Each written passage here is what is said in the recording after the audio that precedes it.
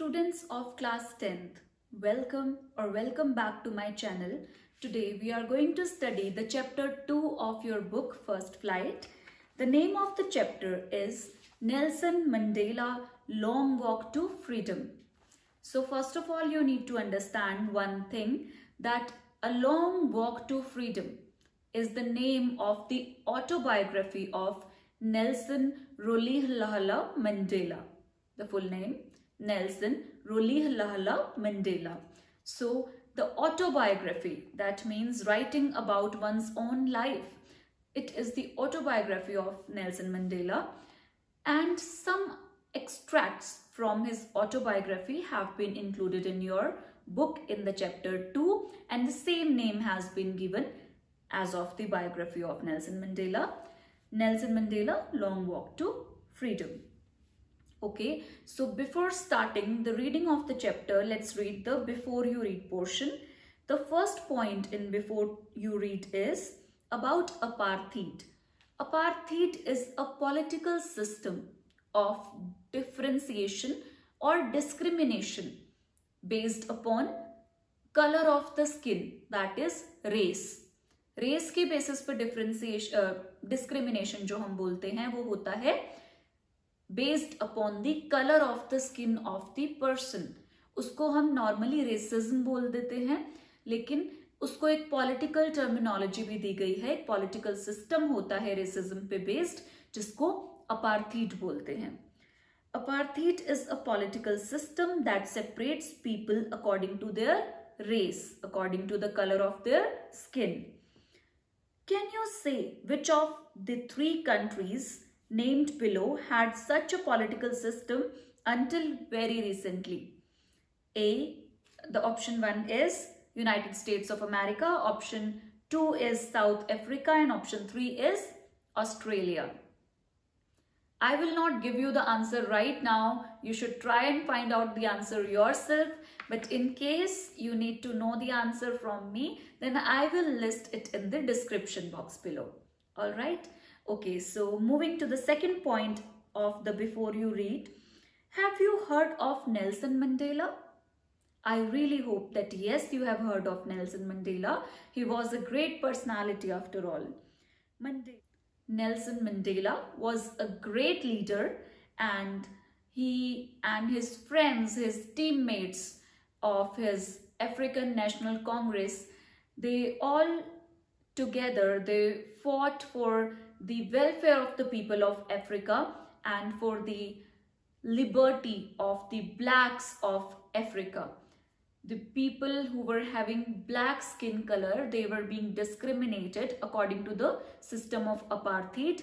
So Nelson Mandela has played a very important, a very vital role in the upliftment of the black people of South Africa. Mandela and his African National Congress spent a lifetime fighting against apartheid. Nelson Mandela was a great leader. He formed a party, a political party, and the name of the political party was African National Congress. So he and other members of his party, they all together fought against apartheid. We discussed earlier also, apartheid is a system of political oppression based upon race, the skin color of the person. So उन्होंने apartheid के against एक मुहिम चलाई, उन्होंने एक political party बनाई, और बहुत टाइम, उनका जो लाइफ का बहुत लंबा समय था, वो अपार्थीड के अगेंस्ट फाइट करने में निकल गया. Mandela had to spend 30 years in prison, और इसी के चलते उन्हें 30 साल, लगभग 30 साल अपनी उम्र के प्रिजन में, जेल में ही बिताने पड़े. Finally democratic elections were held in South Africa in 1994, और फाइनली उनकी जो फाइट थी, उनका जो स्ट्रगल था, वो रंग लाया, और 1994 में पहली बार साउथ अफ्रीका में डेमोक्रेटिक इलेक्शंस हुए. और जब डेमोक्रेटिक इलेक्शंस हुए तो क्या हुआ, let's see. Finally, the democratic elections were held in South Africa in 1994, and Mandela became the first black president of South Africa, of a new nation, Why the term a new nation has been used?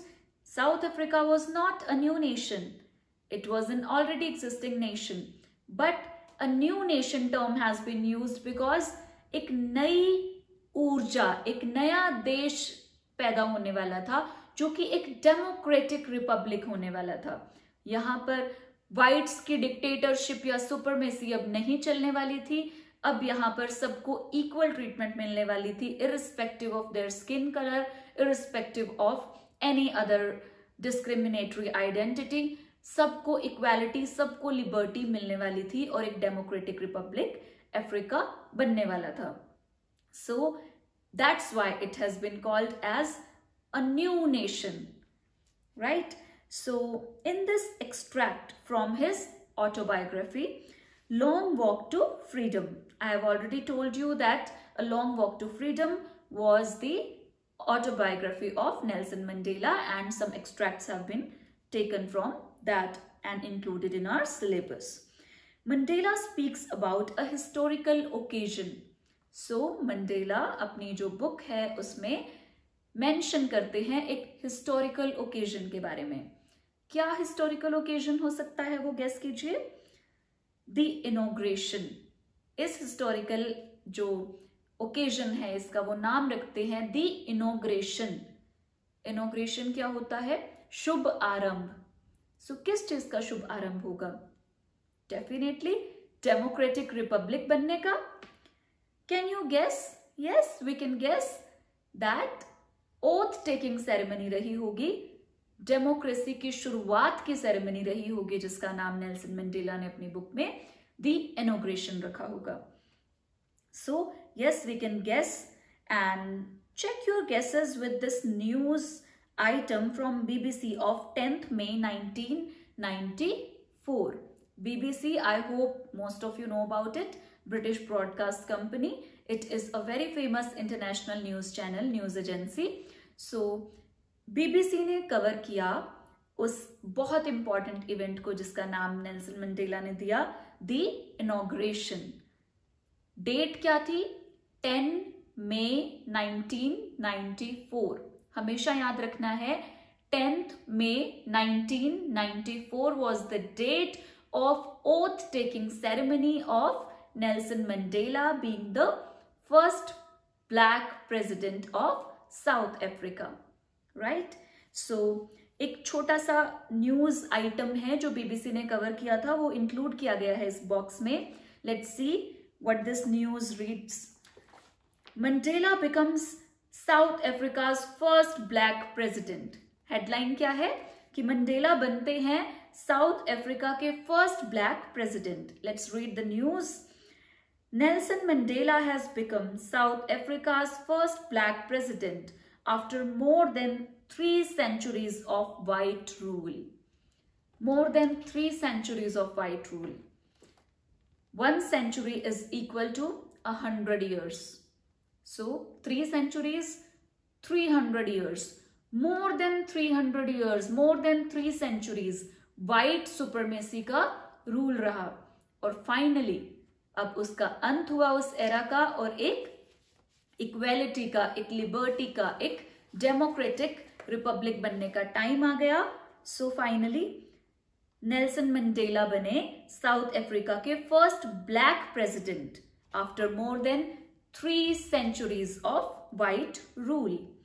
Mister मंडेला's African National Congress ANC party won 252 out of 400 seats.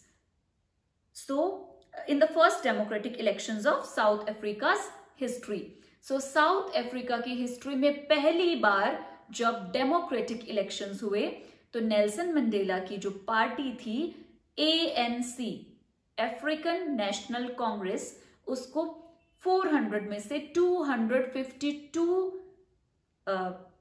जो votes थे, जो seats थी वो मिली and finally उनकी जो party थी उसने वन किया इलेक्शन में और वो पहले ब्लैक प्रेसिडेंट बने साउथ अफ्रीका के। The inauguration ceremony took place in the union buildings amphitheatre in Pretoria today 10 मई 1994 की न्यूज़पेपर की है ना, न्यूज आइटम है ना ये, 1994, 10 मई 1994 has been used as today here. Okay. The inauguration ceremony took place where? In an amphitheater in Pretoria. Pretoria is a city, is a very important city of South Africa. So Pretoria की जो city है उसमें एक amphitheater था. What is an amphitheater? Amphitheater is a building that doesn't have a roof. जैसे stadium होता है, cricket stadium होता है, that we can call it an amphitheater. उसमें ऑडियंस के बैठने की जगह होगी, वॉल्स हो सकती हैं, लेकिन रूफ नहीं होगी. So it's kind of an open air theatre और an open air stadium, that is known as amphitheatre. So एक यूनियन बिल्डिंग्स का जो एम्फीथिएटर था इन प्रिटोरिया, वहां पर ये सेरेमनी हुई, attended by politicians and dignitaries from more than 140 countries around the world. दुनिया के 140 देशों से भी ज्यादा देशों से इंपॉर्टेंट पीपल, डिग्नेटरीज और पॉलिटिकल लीडर्स ने पार्टिसिपेट किया उस ओथ टेकिंग सेरेमनी में. Never again will this beautiful land experience the operation of one by another, said Nelson Mandela in his address. So Nelson Mandela ने अपने address में, अपने speech में क्या कहा? नेवर नेवर अगेन, कभी भी दोबारा ऐसा नहीं देखा जाएगा. Will this beautiful land experience, ये इतनी सुंदर जो अफ्रीका की धरती है, ये दोबारा कभी नहीं देखेगी ऐसा वक्त जब ऑपरेशन होगा, दबाया जाएगा, ऑफ वन बाय अनदर, एक इंसान को दूसरे इंसान के द्वारा सिर्फ स्किन के कलर के बेसिस पे जो दबाया जा रहा था पहले, ऐसा दोबारा अफ्रीका की आजाद धरती पर कभी दोबारा देखने को नहीं मिलेगा. Jubilant scenes on the streets of Pretoria followed the ceremony with blacks, whites and coloreds celebrating together. Jubilant, with great happiness, बहुत ही खुशनुमा सीन देखने को मिला on the streets of Pretoria city. Following the ceremony, oath taking ceremony के बाद, with blacks, whites and coloreds celebrating together. Blacks, whites, colored, किसी भी skin colour से बिलोंग करने वाले सब लोग सेलिब्रेट कर रहे थे एक साथ मिलकर. More than 100,000 South African men, women and children of all races sang and danced with joy. So more than 100,000 men, women and children belonging to all races, किसी भी स्किन कलर के जो लोग थे वो सब मिलकर साथ में नाच रहे थे, गा रहे थे, एंजॉय कर रहे थे एंड फाइनली सेलिब्रेट कर रहे थे जो लिबर्टी मिली थी देश को, जो फ्रीडम मिली थी देश को ऑपरेशन से, डिस्क्रिमिनेशन से, और फाइनली एक डेमोक्रेटिक रिपब्लिक बनकर उभरा था south Africa. And oath taking ceremony हुई थी 10 मई 1994 को, जिसको टर्म दिया गया inauguration. Alright, so let's come to the reading of the chapter, page number 17. I am skipping this activity part and I am directly coming to the reading. So अब जो extract है वो नेल्सन मंडेला की जो autobiography है उसमें से लिया गया है. So who is I hear? Nelson Mandela, right? So I'll start reading. 10th May dawned bright and clear. Dawn, D-A-W-N. Dawn का मतलब होता है वो समय, सुबह का बिल्कुल अर्ली मॉर्निंग का वो समय जब तक सनराइज नहीं होता, but still we can see the appearance of light of sun. अगर आप जल्दी उठते हैं तो आपने जरूर देखा होगा, जल्दी नहीं उठते हैं तो जल्दी उठकर देखिए, सूर्य जब उगता है, सनराइज होता है, उससे पहले ही आसमान में सूरज की लाइट दिखनी स्टार्ट हो जाती है. सूरज थोड़े से देर में दिखता है, उससे पहले अपीयरेंस ऑफ लाइट हो जाता है स्काई में. उस टाइम को बोलते हैं द टाइम ऑफ डॉन, यानी कि वेरी अर्ली मॉर्निंग. ऑलराइट, सो बहुत ही ब्राइट एंड क्लियर स्काई था on 10th May 1994. For the past few days, I had been pleasantly besieged by dignitaries and the world leaders who were coming to pay their respects before the inauguration. So, पिछले कुछ दिनों से मैं घिरा हुआ हूँ बहुत सारे dignitaries, बहुत सारे important people and world leaders, दुनिया के अलग अलग देशों से आए हुए बहुत से leaders से, जो कि अपनी रिस्पेक्ट पे करने आए हैं, जो कि अपनी गुड विशेस देने आए हैं for the inauguration of democracy in Africa. The inauguration would be the largest gathering ever of international leaders on south African soil. तो ये जो ओथ टेकिंग सेरेमनी, जिसको इनॉग्रेशन नाम दिया गया है, वो जो सेरेमनी होने वाली है वो इंटरनेशनल लीडर्स की सबसे बड़ी इकट्ठा होने की, सबसे बड़ा संगठन होने की सेरेमनी होने वाली है in the history of South Africa. These ceremonies took place in the lovely sandstone amphitheater formed by the Union buildings in Pretoria.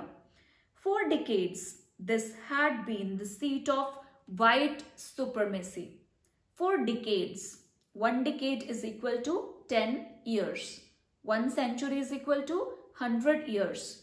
So, पहले भी मेंशन किया है कि 3 centuries से भी ज्यादा, यानी कि 300 years से भी ज्यादा समय से व्हाइट सुपरमेसी का राज था. तो decades, how many decades? More than 30 decades, right? More than 30 decades से भी ज्यादा समय तक यहाँ पर व्हाइट सुपरमेसी रही, व्हाइट्स का राज रहा. For decades, this had been the seat of white supremacy. And now it was the site of a rainbow gathering of different colors and nations for the installation of South Africa's first democratic non-racial government. So, कितना beautiful term use किया है Nelson Mandela ने. Rainbow gathering. जैसे rainbow में सारे colours होते हैं, वैसे ही इस गैदरिंग में भी वो सारे कलर्स देख पा रहे थे. Blacks, whites, people having different skin colors. So a rainbow gathering, सबको इकट्ठा as a rainbow देख पा रहे थे वो उस गैदरिंग में, of different colors and nations, दूसरे nations के भी लोग आए हुए थे, for the installation of South Africa's first democratic and non-racial government. Installation क्या होता है? जब हम कोई नई मशीन लेते हैं तो उसका इंस्टॉलेशन करवाते हैं. सेम वे यहाँ एक नई मशीनरी, यहाँ एक नया सिस्टम ऑफ गवर्नेंस स्टार्ट होने वाला था. सो उसके स्टार्ट को कभी नेल्सन मंडेला इनॉग्रेशन बोल रहे हैं, कभी new installation of the new machinery of the new political system of south Africa, जो कि होने वाला था एक डेमोक्रेटिक गवर्नमेंट और एक नॉन रेशियल गवर्नमेंट, जो कि रेस के बेसिस पर, स्किन कलर के बेसिस पर डिस्क्रिमिनेशन नहीं करने वाली है. ऐसी गवर्नमेंट का अब शुभ आरंभ, इनॉग्रेशन होने वाला था, इंस्टॉलेशन होने वाला था. On the lovely autumn day I was accompanied by my daughter Zenani. So जो ओथ टेकिंग सेरेमनी का दिन था, एक लवली ऑटम डे था, उस दिन साथ कौन था? नेल्सन मंडेला के उनकी बेटी, जिसका नाम जिनैनी था. On the podium, what is a podium? A stage. Podium, stage. On the podium सबसे पहले कौन गए स्टेज पर अपनी ओथ टेकिंग के लिए, अपनी शपथ ग्रहण के लिए? Mister de Klerk was first sworn in as second deputy president. So Mr. D. Clark ने सबसे पहले शपथ ग्रहण करी as the second deputy president. Then Thabo Mbeki was sworn in as first deputy president. दूसरे नंबर पर शपथ ग्रहण किसने करी? थाबो म्बेकी ने, जिन्होंने शपथ ग्रहण करी as the first deputy president. When it was my turn, and finally तीसरे नंबर पर पोडियम पे शपथ ग्रहण के लिए कौन गए? फाइनली नेल्सन मंडेला गए, उनकी turn I. When it was my turn, I pledged to obey and uphold the Constitution and to devote myself to the well-being of the Republic and its people. So, जब Nelson Mandela की बारी आई तो उन्होंने pledge किया, शपथ ली कि वो ओबे करेंगे और अपहोल्ड करेंगे, हमेशा ओबे करेंगे रूल्स को, जो देश का कॉन्स्टिट्यूशन है. What is constitution? Constitution is the supreme law of the nation. किसी भी देश का कॉन्स्टिट्यूशन सुप्रीम लॉ होता है जिसके बेसिस पर बाकी सारे लॉज कंट्री के बनते हैं. सो वो कहते हैं कि मैं अपने देश के कानून का, अपने देश के कॉन्स्टिट्यूशन की बहुत रिस्पेक्ट करूंगा, सारे रूल्स को ओबे करूंगा और अपनी जो जिंदगी है उसको डिवोट कर दूंगा for the well being, for the welfare of the Republic, देश के लिए, रिपब्लिक ऑफ साउथ अफ्रीका के लिए, एंड इट्स पीपल, और अपने देश के लोगों के लिए मैं अपने जीवन को डिवोट कर दूंगा. To the assembled guest and the watching world I said. जो भी असेंबल्ड गेस्ट थे, यानी कि इकट्ठे हो चुके जो वो लोग थे वहां पर, असेंबल्ड गेस्ट थे, and to the watching world, और जो पूरी दुनिया देख रही थी. कैसे देख रही थी? बीबीसी कवर कर रहा था और भी शायद कुछ न्यूज चैनल्स या रेडियो चैनल्स कवर कर रहे होंगे. सो पूरे देश और दुनिया को जो गैदरिंग थी उनको मैसेज देते हैं नेल्सन मंडेला, और उनकी स्पीच का कुछ हिस्सा हमारे चैप्टर में इंक्लूड किया गया है. बहुत ब्यूटीफुल स्पीच है, every word and every line is important, बहुत अच्छे से समझना है इसको. So I will read it for you. Today all of us do by our presence here confer glory and hope to newborn liberty.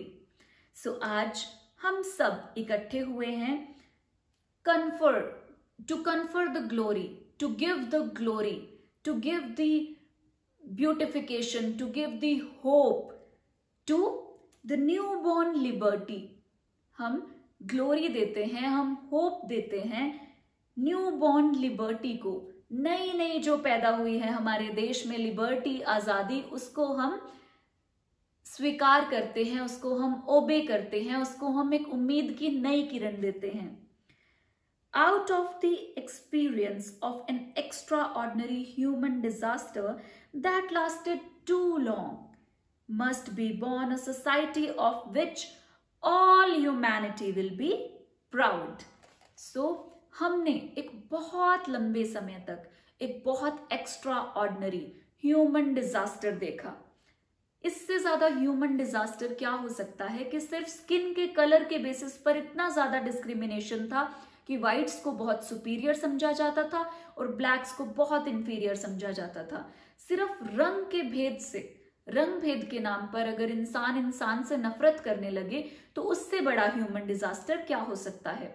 और बहुत लंबे समय तक हमने ये ह्यूमन डिजास्टर देखा और अब हमें इससे निकलकर, इससे उभरकर एक इतनी स्ट्रॉन्ग सोसाइटी बनानी है जिस पर पूरी मानवता को गर्व होना चाहिए. आगे क्या कहते हैं? We who were outlaws not so long ago have today been given the rare privilege to be host to the nations of the world in our own soil. हम जिन्हें कुछ समय पहले तक आउटलॉज डिक्लेयर किया हुआ था, आउटलॉज जो लोग कानून की परवाह नहीं करते उन्हें आउटलॉज बोलते हैं, यानी कि देशद्रोही, यानी कि जो देश के कानून की परवाह ना करे. सो कुछ समय पहले तक, जब तक कि व्हाइट्स की सुपरमेसी थी, तब तक हमें आउटलॉज डिक्लेयर कर दिया गया था नेल्सन मंडेला और उनके साथियों को. क्यों? क्योंकि वो अपार्थीड के कानून को, यानी कि रंग भेद के कानून को नहीं मानते थे. सो वो इक्वालिटी में बिलीव करते थे. तो उस समय के अपार्थीड का जो पॉलिटिकल सिस्टम था उसके अकॉर्डिंग वो आउटलॉज डिक्लेयर कर दिए गए थे. तो आज के दिन जब वो शपथ ले रहे हैं 10 मई 1994 के दिन, वो खुशी से ये चीज कहते हैं कि कुछ समय पहले तक ही हम लोग जो कि आउटलॉज माने जाते थे, आज हमें इतना प्रिविलेज मिला है, इतना बड़ा सौभाग्य मिला है प्रिविलेज इज सौभाग्य। सो हमें एक सौभाग्य मिला है आज कि फाइनली हमारा देश आजाद हुआ है, हमारे देश से ये जो अपार्थीड का सिस्टम है ये चला गया है, और अब हम अपनी इस सुंदर धरती पर, अपनी खुद की धरती पर, खुद की सॉइल पर देश और दुनिया के सब लोगों को यहाँ इकट्ठा करके, गैदर करके उनके होस्ट बने हुए हैं। सो हमारे लिए बहुत सम्मान की बात है। We thank all of our distinguished international guests for having come to take possession with the people of our country of what is, after all, a common victory for justice, for peace, for human dignity.